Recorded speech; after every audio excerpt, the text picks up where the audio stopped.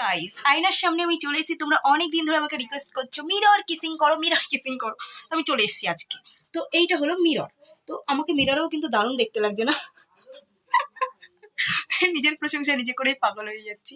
তো আমাকে আয়নাতেই মনে হয় দেখতে বেশি সুন্দর লাগছে। তো যার জন্য মিররের সামনে আসা। হ্যাঁ গাইস, তোমরা সবাই কেমন আছো বলো? আমি আছি অনেক অনেক ভালো। তো তোমাদের রিকোয়েস্ট ভিডিও নিয়ে চলে এসেছি। আর একই একই ডায়লগ বারবার মারছি, ওর জন্য সরি। আর আমার ছেলে কি করছে? কি করছিস?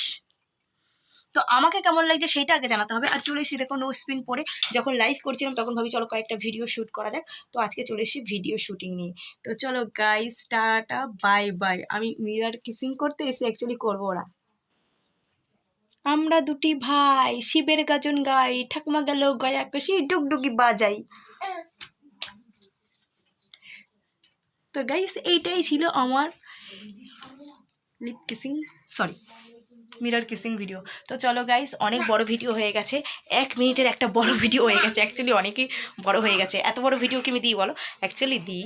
তো চলো গাইস, বেশি বক বক না করে যাই এখন। Tata bye bye.